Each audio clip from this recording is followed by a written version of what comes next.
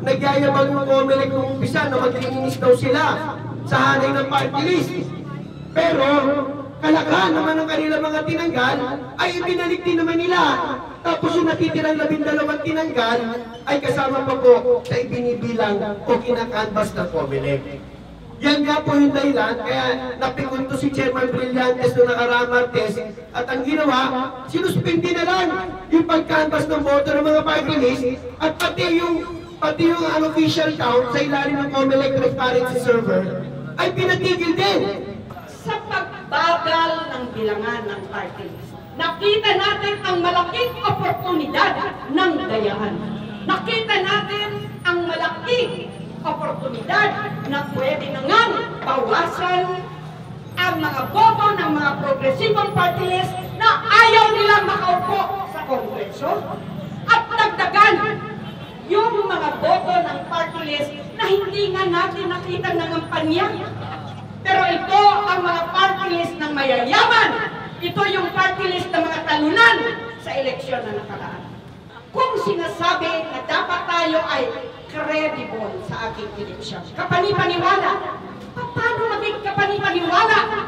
Ang daming mga pangalan nga na hinahanap pa rin ng mga botante.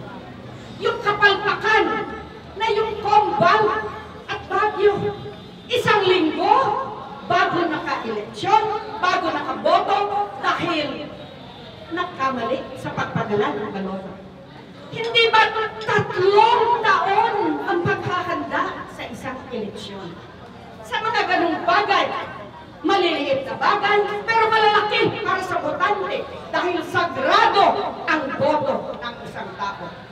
Kung ang presidente ay nagyayabang na iba ang eleksyon ngayon, sa ilalim ng kanyang administrasyon, na tuwid na daan, masasabi natin, tuwid na dayaan ang nangyayari ngayon. Patas pa na kahit may bumoto sa isang presinto, mismo coordinator ng Migrante Party List, nung bilangin ng boto sa presinto iyon ay 0 ang nakuha. Nasaan ang sinasabing mabilis at patas at malinis? Dito po sa Intramuros, ang Akak Bata Party List po ay may kasapian na 300. Ngunit nung nagbilangan na po, ang lumabas pong boto ay 10 lamang. Hindi po katanggap-tanggap na araw-araw ang mga nanay po nakasapi ng Akak Bata Party List na nangangampanya at ibinubuhos ang kanilang pagod at oras para ipanalo ang Akak Bata Party List ay 10 lamang ang boto. Ito po ay napakalaking katanungan sa amin, hindi lamang po dito sa Intramuros, kundi sa iba pang mga syudad sa National Capital Region. Sa election 2013, ang AES ay naging automated election fraud system. Dahil makikita natin, paano ipapaliwanag yung 20,000 na humigit kumulang na pumalpak at hindi nakapag-transmit ng boto. Yung 20,000 PCOS machines po na yan, pwede nating ituring din na kumakatawan sa may 20,000 clustered precincts. So kaya po, kung may 20,000 PCOS machines na pumalpak, paano matatawag na credible at katanggap-tanggap ang resulta ng nakaraang eleksyon 2013.